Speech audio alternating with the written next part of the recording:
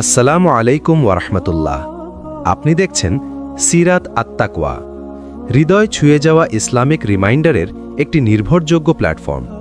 যারা এখনও সাবস্ক্রাইব করেননি, অবশ্যই সাবস্ক্রাইব করে পাশে থাকুন।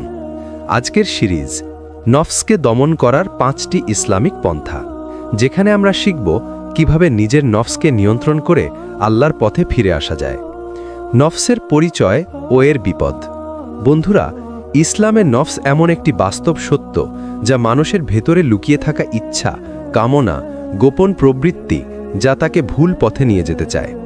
আল্লাহ তাআলা বলেন, ইন্নান নাফসালা আম্মারাতুম বিসসুই, অর্থ নফস মানুষকে মন্দের দিকে প্ররোচনা দেয়। সূরা ইউসুফ 55। অর্থাৎ যদি নফসকে নিয়ন্ত্রণ না করা যায়, সে মানুষকে ধীরে ধীরে ধ্বংসের পথে নিয়ে যায়। নফস কেন বিপজ্জনক? কারণ এটা আমাদের অলস করে, পাপকে সুন্দর করে দেখায়, তাওবা দেরি করতে বাধ্য করে, ঈমান নিঃশেষ করে দেয়।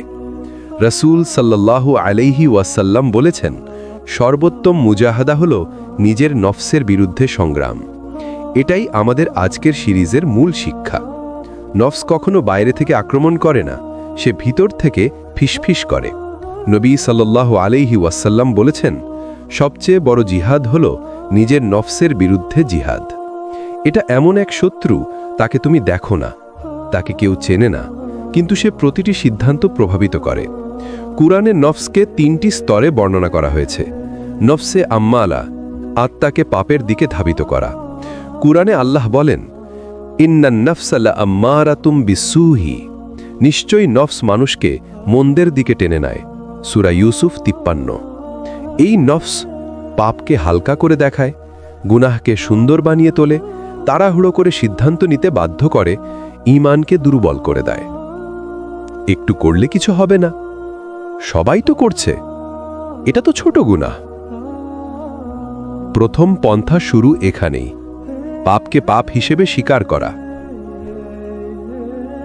নফসে লাওয়ামা, তিরস্কারকারী নফস। এটা হলো ভুল করলে অপরাধ বোধ হয়, সৎপথে ফিরতে ইচ্ছে হয়, গুনাহ করলে মনে খোঁচা দেয়। কুরআনে বলা হয়েছে, ওয়ালা উকসিমু বিন নাফসিল লাওয়ামাতি, অর্থ আমি তিরস্কারকারী নফসের কসম করছি। সূরা কিয়ামাহ 2। এটা হলো তাওবার দরজা খুলে দেয়, পরিবর্তনের তৃষ্ণা তৈরি করে, মানুষকে সচেতন করে। এখানে নফস মোকাবেলা সহজ, কারণ তুমি নিজের ভুল অনুভব করতে পারছো। 3. নফসে মুতমাইন্নাহ, শান্ত, পরিশুদ্ধ নফস। এটা হলো নফসের সর্বোচ্চ স্টেজ, যেখানে মানুষ আল্লাহর সন্তুষ্টির পথে জীবন চালায়। আল্লাহ তাআলা বলেন, ইয়া আইয়াতুহান নাফসুল মুতমাইন্নাহ ইরজিই ইলা রাব্বিকি রাদিয়াতান মারদিয়া, হে শান্ত আত্মা, তোমার রবের দিকে ফিরে এসো, তিনি সন্তুষ্ট, তুমিও সন্তুষ্ট। সূরা ফজর 27-28। এই হলো সেই নফস, যাকে দুনিয়া নষ্ট করতে পারে না, হারাম আকর্ষণ তাকে টানতে পারে না, আল্লাহর ভয় যার হৃদয়ে রোপিত। কেন নফস এত শক্তিশালী? কারণ শয়তান বাইরে থেকে ফিসফিস করে, কিন্তু নফস ভিতর থেকে টেনে ধরে। শয়তানের আক্রমণ বাহ্যিক, নফসের আক্রমণ অভ্যন্তরীণ। এই জন্যেই নফসের বিরুদ্ধে যুদ্ধ সবচেয়ে কঠিন। নফসের সাইকোলজি, কিভাবে সে মানুষকে প্রতারণা করে। নফসের 3টি প্রধান পদ্ধতি আছে। 1. বিউটিফিকেশন, সুন্দর করে দেখানো। এই কাজ করলে ক্ষতি নেই, এটা একটু উপভোগ করলে সমস্যা কি। 2. জাস্টিফিকেশন, নিজেকে কারণ দেখানো। আমি তো এত কষ্ট পাচ্ছি, একটু তো রিল্যাক্স করা দরকার। 3. ডিলে, পরিবর্তন বিলম্বিত করা। এখন নয়, কাল থেকে শুরু করব, ইনশাআল্লাহ একদিন বদলাবো।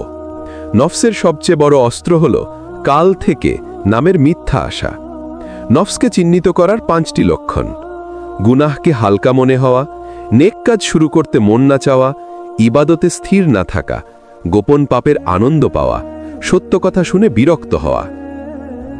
এইসব লক্ষণ দেখা দিলেই সতর্ক, নফস নিয়ন্ত্রণ নিচ্ছে। নফসকে দমন করার যাত্রা শুরু হয় নিজের ভেতরের শত্রুকে চিনে নেবার মাধ্যমে। আজ তুমি জানলে কিভাবে নফস কাজ করে, কেন নফস এত শক্তিশালী, এবং কোন কোন স্টেজে সে মানুষের হৃদয় ধরে রাখে। এখন পরবর্তী ধাপে আমরা শিখব নফস দমন করার বাস্তব কার্যকর ইসলামিক পদ্ধতি। নফস কি, কেন বিপজ্জনক এবং কিভাবে তা আমাদের ঈমানকে ধ্বংস করতে পারে। এবার চলুন আমরা এমন এক জ্ঞান শিখি যা না জানলে নফসের বিরুদ্ধে যুদ্ধ অসম্ভব। আর তা হলো নফসের ফাঁদ। নফস কোনো সাধারণ শত্রু নয়, এটি প্রতিদিন নতুন কৌশল পরিবর্তন করে তোমাকে দুর্বল করে দিতে চায়। আল্লাহ কোরআনে বলেন, ইন্নান নাফসালা আম্মারাতুম বিসসুই, নিশ্চয়ই নফস মানুষকে বারবার খারাপ কাজের দিকে টেনে নেয়। সূরা ইউসুফ 53।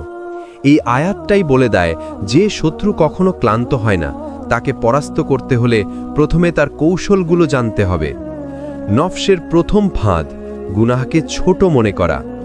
নফস প্রথমেই তোমাকে বলে, এটা কি এমন বড় গুনাহ, একবার করলে কি হয়। এই ছোট ভাবাটাই একদিন বিশাল ধ্বংস ডেকে আনে। রাসূল সাল্লাল্লাহু আলাইহি ওয়াসাল্লাম বলেছেন, ছোট ছোট গুনাহ ধ্বংস করে দেয়, যেমন কাঠ একত্র হলে বড় আগুন সৃষ্টি হয়। গুনাহ কখনো ছোট নয়, ফাঁকটা যত ছোটই হোক শয়তান সেটাই ব্যবহার করে। নফসের দ্বিতীয় ফাঁদ ভালো কাজ পিছিয়ে দেওয়া বা প্রোক্রাস্টিনেশন। নফস বলে, আচ্ছা কাল থেকে নামাজ ঠিকমতো পড়ব, আগামী মাস থেকে কোরআন পড়া শুরু করব, আজ নয়, পরে পরে পরে। এটাই নফসের সবচেয়ে বিপজ্জনক অস্ত্র।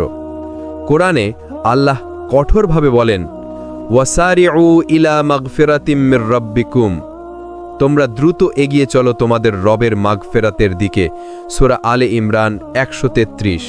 যে ভালো কাজ পিছিয়ে দেয় সে এক সময় আর কখনো শুরুই করতে পারে না।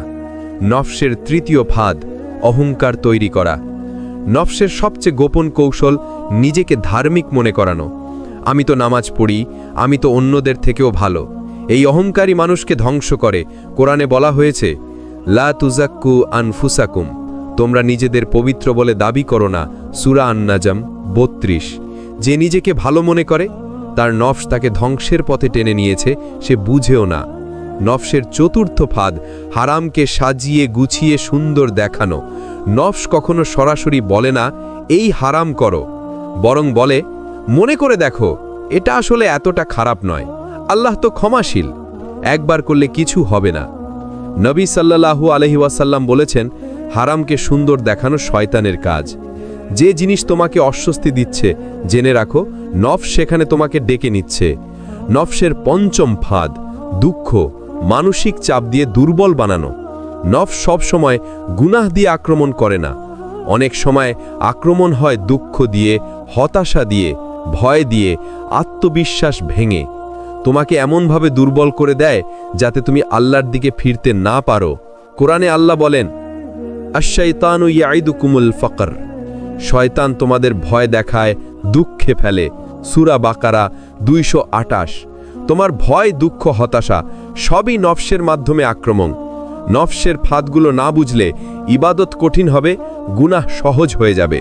কিন্তু যখন তুমি বুঝে যাবে এটা নফসের ফাঁদ, ঠিক সেই মুহূর্তে তোমার ভিতরেই শক্তি তৈরি হবে তাকে হারানোর। এই বুঝটাই জিহাদুন নফসের প্রথম ধাপ। এটাই সফলতার পথে সত্যিকারের সূচনা। নফসের বিরুদ্ধে এই যুদ্ধে আমরা ইতিমধ্যে বুঝেছি নফস সহজে হার মানে না। এটি ধীরে ধীরে বদলায়, চাইছে তোমাকে টেনে নিয়ে যেতে গুনাহের দিকে, আর আল্লাহ চান তোমাকে তুলে নিতে নূরের দিকে। আজকের পার্ট 4 হলো নফসকে দমন করার তৃতীয় পন্থা নিয়ে, যা হলো মুহাসেবা, নিজের নফসকে প্রতিদিন জবাবদিহিতায় রাখা। আল্লাহ বলেন, ইয়া আইয়ুহাল্লাযীনা আমানুত্তাকুল্লাহা ওয়াল তানজুর নাফসুম মা কদ্দামাত লিগাদ, হে ঈমানদাররা, আল্লাহকে ভয় করো এবং প্রত্যেকেই দেখে নিক আগামী দিনের জন্য সে কি পাঠাচ্ছে। সূরা হাসর আয়াত 18। এই আয়াত আসলে নফসকে একটি প্রশ্ন করছে, আজ তুমি কি করেছো, কাল আল্লাহর কাছে কি মুখ দেখাবে। এই আয়াতই মুহাসেবার ভিত্তি। কেন নফসকে হিসাব নিতে হবে? কারণ নফস 3টি রূপ নিতে পারে। নফস এ আম্মারা, গুনাহের দিকে টেনে নেয়। নফসে লাওয়ামা, ভুল বুঝিয়ে দেয়। নফস এ মুতমাইন্না, শান্ত আনুগত্যশীল। যদি তুমি নফসের হিসাব না নাও এটা প্রথম অবস্থায় পড়ে যাবে, কিন্তু প্রতিদিন নিজেকে জিজ্ঞেস করলে এটা ধীরে ধীরে দ্বিতীয়, এরপর তৃতীয় অবস্থায় উঠে যায়। হযরত ওমর রাদিয়াল্লাহু বলতেন, তোমরা নিজের হিসাব নাও, তার আগে যে আল্লাহ তোমাদের হিসাব নেবেন। তিনি রাতে ঘুমানোর আগে 3টি প্রশ্ন করতেন। আজ আমি আল্লাহর জন্য কি করলাম? আজ আমি কোন গুনাহ করলাম? আজ আমি কোন ভুল সংশোধন করলাম? যদি ওমর রাদিয়াল্লাহু নিজের হিসাব নেন, তাহলে আমরা কিভাবে উদাসীন থাকি? বাস্তবিক মুহাসেবা করার উপায়, দিনের শেষে 5 মিনিট সময় নাও। কোথাও লিখতে হবে না, মন দিয়ে ভাবলেই হবে। নিজেকে জিজ্ঞেস করো, আজ নামাজ কেমন হলো? আজ সময় নষ্ট হয়েছে কি? আজ কারো মন কষ্ট দিয়েছি কি? আজ গোপনে কোনো গুনাহ করেছি কি? ভালো কাজগুলো আল্লাহর জন্য ঠিক করো। যদি নামাজ মনোযোগ দিয়ে না পড়া হয়, তাহলে আগামীকাল ঠিক করার নিয়ত করো। যদি সময় নষ্ট হয়ে যায়, তাহলে আগামীকাল নতুন পরিকল্পনা করো। গুনাহ বুঝে ফেললে সাথে সাথে তওবা করো। নবী সাল্লাল্লাহু আলাইহি ওয়াসাল্লাম বলেছেন, যে ব্যক্তি একটি খারাপ কাজ করে তারপর ভালো কাজ করে, সেই ভালো কাজ তার খারাপ কাজ মুছে দেয়। তাই মুহাসেবা মানেই নিজেকে ধ্বংস করা নয়, বরং নিজেকে সংশোধন করা। মুহাসেবা নফসকে দুর্বল করে দেয়, কারণ নফস সব সময় অজুহাত বানায়। এটা তো ছোট গুনাহ, আজ করি কাল তওবা করব, এখন সময় নেই। কিন্তু প্রতিদিন হিসাব নিলে নফসের মুখে তালা পড়ে যায়। নফস আর বলতে পারে না, কারণ তুমি তাকে জিজ্ঞেস করছো, আজ কি করেছো? কোরআনের আরেকটি শুনিয়ে দেই, বালিল ইনসানু আলা নাফসিহি বসীরা। মানুষ তার নিজের বিরুদ্ধে নিজেই সাক্ষী। সূরা কিয়ামা আয়াত 14। তুমি তোমার ভুল জানো, তাই হিসাব নেওয়া কাজ দেয়। নিজের সঙ্গে সৎ হও, এটাই নফস দমন করার শক্তি। নফস শান্ত হয়ে যায় যখন তুমি প্রতিদিন নিজেকে দেখবে। নফস আর দৌড়াতে পারবে না। এটা ধীরে ধীরে মানিয়ে যাবে ইবাদতের পথে, তাকওয়ার পথে, শান্তির পথে। মুহাসেবা হলো সেই আয়না যেখানে আমরা আমাদের সত্যিকারের অবস্থাটা দেখি। নফসকে দমন করতে চাইলে এই আয়নাটা প্রতিদিন দেখতেই হবে। এই আয়না তোমাকে বদলে দেবে, তোমাকে ধীরে ধীরে মুতমাইন্নাহ নফসের জায়গায় পৌঁছে দেবে। নবী সাল্লাল্লাহু আলাইহি ওয়াসাল্লাম বলেছেন, মানুষ তার বন্ধুর দিনের উপর থাকে। তিরমিজি।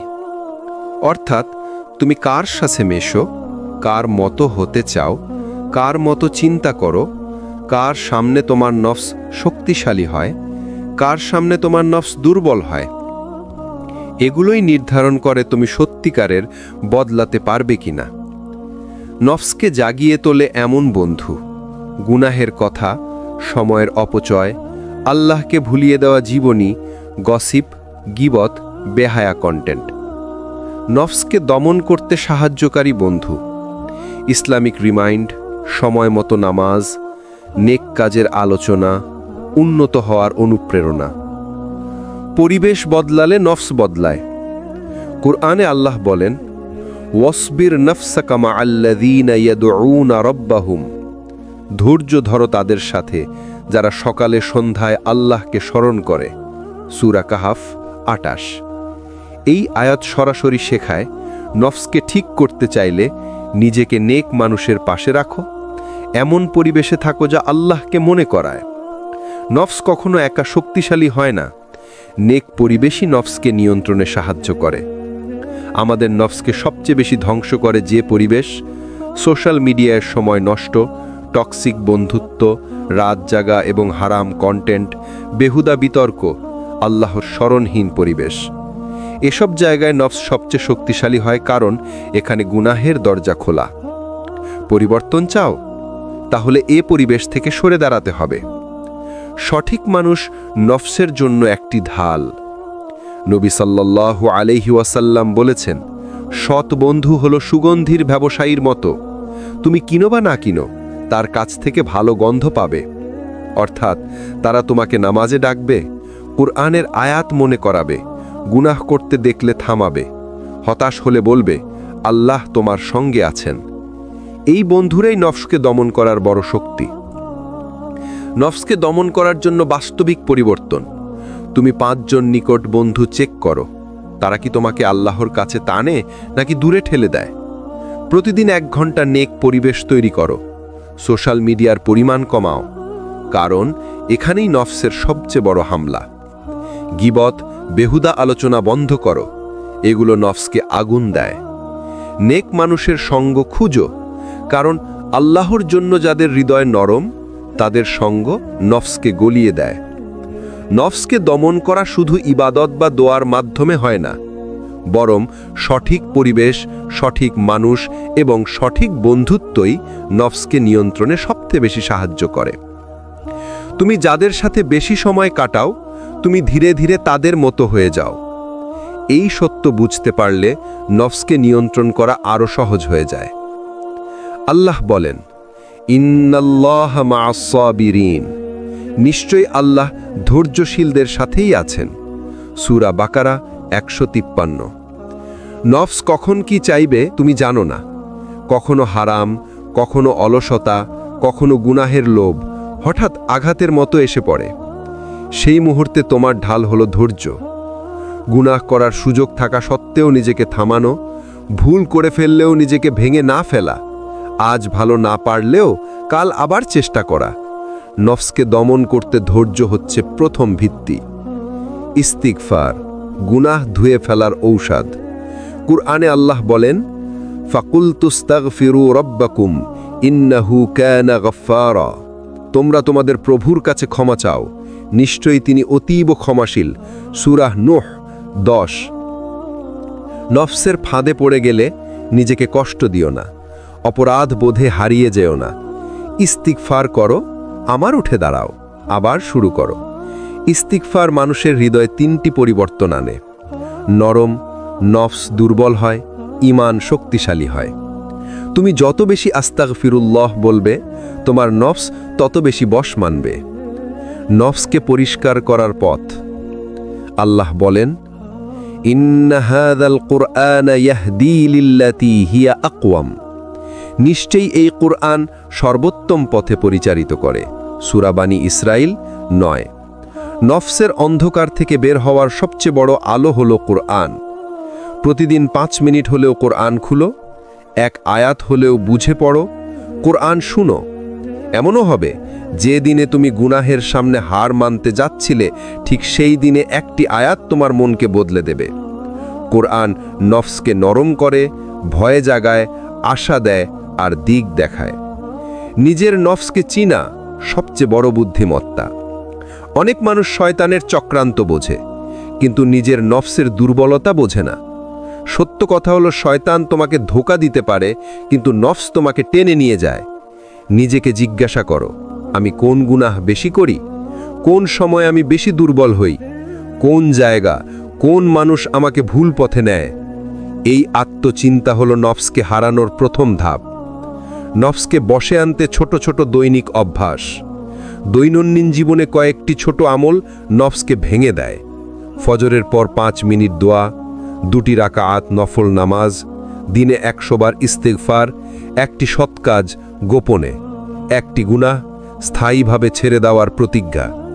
এই সব ছোট কাজ একসময় বড় পরিবর্তন এনে দেয়। নফসের বিরুদ্ধে যুদ্ধ, এটা কোনো দিনের লড়াই নয়, এটা জীবনভর ইবাদত। যে ব্যক্তি ধৈর্য ধরে, ইস্তিগফার করে, কুরআন পড়ে, নিজেকে চেনে এবং ছোট ছোট নেক আমল দেয়, আল্লাহ তার নফসকে পরিষ্কার করেন, তার হৃদয়কে শক্তি দেন, তার জীবনকে বদলে দেন। নফসকে দমন করতে ধৈর্য, তাওবা ও আখিরাতের ভয় আত্মশুদ্ধির শেষ ধাপ। এটি আমাদের সিরিজের সবচেয়ে গভীর অংশগুলোর একটি। নফসকে দমন করা কোনো একদিনের কাজ নয়, এটা হলো এক জীবনব্যাপী জিহাদ, একটা ভিত্তির যুদ্ধ, একটা নীরব লড়াই, যেখানে অস্ত্র হলো ধৈর্য, তাওবা, ভয়, আশা, আল্লাহর প্রেম। নফসকে দমন করতে প্রয়োজন দীর্ঘমেয়াদী ধৈর্য, সবর। কুরআনে আল্লাহ বলেন, ইন্নাল্লাহা মা সাবিরিন, নিশ্চয় আল্লাহ ধৈর্যশীলদের সাথে। সূরা বাকারা। নফসকে দমন করতে হলে তোমাকে বুঝতে হবে, আজকে যে রাস্তা শুরু করলে তার ফল কালকে দেখা যাবে না। পাপের টান, শয়তানের হুইসপার্স, নফসের বাসনা, দুনিয়ার প্রলোভন, এগুলো একা মুহূর্তে থেমে যায় না।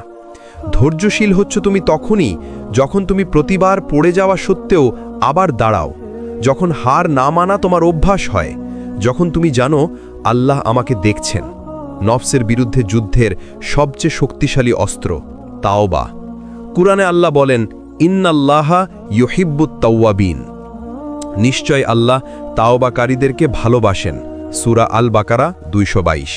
তুমি যতবার নফসের কাছে হারো, যতবার ভুল করো, যতবার গুনাহে পড়ে যাও, আল্লাহের দরজা তখনও বন্ধ হয় না, বরং তিনি ভালোবাসেন সেই মানুষকে যে পড়ে গিয়ে আবার উঠে দাঁড়ায়। নফসের বিপরীতে দাঁড়াতে তাওবা হলো আত্মকে পরিষ্কার করা, নফসের আগুন ঠান্ডা করা, শয়তানের দরজা বন্ধ করা, হৃদয়ের ক্ষত সারানো। নফসকে দমন করতে আখেরাতকে মনে রাখা অপরিহার্য। নবী সাল্লাল্লাহু আলাইহি ওয়াসাল্লাম বলতেন, আমি যা জানি তা যদি তোমরা জানতে, তোমরা কম হাসতে, বেশি কাঁদতে। আখেরাতের ভয় মানুষকে বদলে দেয়, কারণ নফস তখন সাহসী হয় যখন মানুষ ভুলে যায় সে কোথায় যাচ্ছে। কবর, জবাবদিহি, মিজান, সোজাহান্নামের দায়, জান্নাতের আশা, এই সব মনে রাখলে নফস দুর্বল হয়। কুরআনে আল্লাহ বলেন, ওয়া আম্মা মান খাফা মাকামা রব্বিহি ওয়া নাহান নাফসা আনিল হাওয়া ফাইন্নাল জান্নাতা হিয়াল মাওয়া। যখন তার রবের সামনে দাঁড়ানোর ভয় রাখে এবং নফসকে বাসনা থেকে ফিরায়, তার ঠিকানা জান্নাত। সূরা নাজিয়াত 40-41। নফসের একটা শক্তি হলো মানুষকে নিজের ভুলকে ছোট মনে করানো। নফস বলে, এটা তো ছোট গুনাহ, সবাই তো করছে, একবার করলে কিছু হবে না। কিন্তু নবী সাল্লাল্লাহু আলাইহি ওয়াসাল্লাম বলেছেন, একটা ছোট আগুনও পুরো ঘর পুড়িয়ে দিতে পারে। ছোট গুনাহ জমে ধীরে ধীরে হৃদয়ের আলো নিভে যায়, নফস শক্তিশালী হয়ে ওঠে। তাই নফসকে দমন করা শুরু হয় ছোট ভুলগুলোকেই গুরুত্ব দেওয়া থেকে। নফসকে দমন করতে আল্লাহর প্রেমই হলো সবচেয়ে বড় শক্তি। ভয় নফসকে থামায়, কিন্তু প্রেম নফসকে বদলে দেয়। যে মানুষ আল্লাহকে ভালোবাসে সে গুনাহকে ঘৃণা করে, কারণ সে জানে এটা আল্লাহকে কষ্ট দেয়, এটা আমাকে তার থেকে দূরে সরিয়ে দেয়, এটা আমার রূহকে কালো করে। নফসের বিরুদ্ধে যুদ্ধ কখনো থামে না, এটা জিহাদে আকবর, সবচেয়ে বড় যুদ্ধ। কিন্তু সুখবর হলো, যে নফসের বিরুদ্ধে চেষ্টা করে আল্লাহ তাকে সাহায্য করেন, যে তাওবা করে আল্লাহ তাকে ভালোবাসেন, যে ধৈর্য ধরে আল্লাহ তাকে শক্তি দেন, যে আখিরাতকে ভয় করে আল্লাহ তার হৃদয় নরম করে দেন, যে আল্লাহকে ভালোবাসে সে নফসের দাস নয়, বরং আল্লাহর প্রিয় বান্দা হয়ে ওঠে। নফসকে দমন করা মানে শুধু গুনাহ থেকে সরে আসা নয়, বরং একটি নতুন পরিশুদ্ধ আলোকিত জীবন গড়ে তোলা।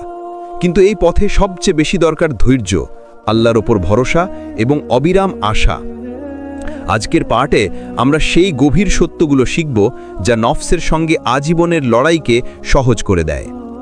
নফসকে দমন করতে ধৈর্য হলো প্রথম স্তম্ভ। আল্লাহ বলেন, ওয়াসবির লিহুকমি রব্বিকা, তোমার রবের হুকুমের ওপর ধৈর্য ধরো। সূরা কামার 55। নফস টানে হারামে, গাফিলতিতে, সময় নষ্টে, আবেগের ভুল সিদ্ধান্তে। ধৈর্য টানে ইবাদাতে, সঠিক পথে, আত্মশুদ্ধিতে, নফসের বিরুদ্ধে দাঁড়াতে। নফসকে দমন করা যায় না একদিনে, এটা সময় নেয়, ব্যথা দেয়, কিন্তু শেষে মানুষকে উঁচু করে। তাওয়াক্কুল নফসের বিরুদ্ধে লড়াইয়ে অদৃশ্য শক্তি। কুরআন বলে, ওয়ামাই ইয়াতাওয়াক্কাল আলাল্লাহি ফাহুয়া হাসবুহু, যে আল্লাহর ওপর ভরসা করে আল্লাহ তার জন্য যথেষ্ট। সূরা আত-তালাক 3। তাওয়াক্কুল মানে আমি চেষ্টা করব আর আল্লাহ আমাকে বদলে দেবেন। নফস টানে তুমি পারবে না, তুমি ফের ব্যর্থ হবে। আল্লাহ বলেন, আমি আছি তোমার সঙ্গে। নফসকে দমন করতে তোমার শক্তি নয়, আল্লাহর সাহায্যই আসল পরিবর্তন আনে। নফসের দমনের পথে সবচেয়ে বড় পরীক্ষা একাকিত্বের সময়, যখন কেউ দেখে না, কেউ বিচার করে না, কেউ থামায় না, তখন নফস সবচেয়ে শক্তিশালী হয়ে ওঠে। নবী সাল্লাল্লাহু আলাইহি ওয়াসাল্লাম বলেছেন, মুমিন হলো সেই জন যে একা থাকলেও আল্লাহকে ভয় করে। নফসকে দমনের সেরা মুহূর্ত হলো তখন যখন তুমি একা এবং তোমার রব সব কিছু দেখছেন। নফসের ফাঁদ হতাশা। নফস হুইসপার করে, তুমি তো ভালো হতে পারবে না, তোমার গুনাহ বেশি, তোমার বদল অসম্ভব। কিন্তু আল্লাহ বলেন, লা তাকনাতু মির রাহমাতিল্লাহ, আল্লাহর রহমত থেকে নিরাশ হয়ো না। তুমি যতবার পড়ে যাবে আল্লাহ ততবার তোমাকে উঠিয়ে দেবেন, যতক্ষণ তুমি ফিরে আসো তার কাছে। নফসকে দমন করতে দোয়া সবচেয়ে শক্তিশালী অস্ত্র। নবী সবচেয়ে বেশি করতেন এই দোয়া, আল্লাহুম্মা আতি নফসিয়া তাকওয়াহা, হে আল্লাহ আমার নফসকে তাকওয়া দান করুন। আল্লাহ বলেন, উদউনি আস্তাজিব লাকুম, আমাকে ডাকো আমি সাড়া দেব। নফসকে দমন করতে নিজের ওপর নির্ভর করা ভুল। ডিপ ক্লিনিং শুধু আল্লাহই করেন। নফসকে দমন মানে নিজেকে কষ্ট দেওয়া নয়। ইসলাম বলে নিজেকে না আঘাত করা, না কষ্ট দেওয়া, না অতিরিক্ত সীমাবদ্ধতা চাপানো, বরং সমতা, নিয়ম, পরিশুদ্ধি, সংযম, এটাই ইসলামিক পথ। নফসের বিরুদ্ধে যে লড়াই তুমি আজ করছো, এটাই তোমার জান্নাতি পথ। রাসূল সাল্লাল্লাহু আলাইহি ওয়াসাল্লাম বলেছেন, সবচেয়ে বড় মুজাহিদ সে যে নিজ নফসের বিরুদ্ধে সংগ্রাম করে। গুনাহ ছেড়ে দেওয়া শুধু পরহেজগার মানুষদের কাজ নয়, বরং জান্নাত চাওয়ার মানুষের কাজ। নফসের বিরুদ্ধে লড়াই একদিনের যুদ্ধ নয়, এটি আজীবনের জিহাদ। কিন্তু যে লড়াইয়ে ধৈর্য থাকবে, আশা থাকবে, তাওয়াক্কুল থাকবে, দোয়া থাকবে, সেই লড়াই কখনো হেরে যায় না, কারণ সেখানে আল্লাহর সাহায্য থাকে।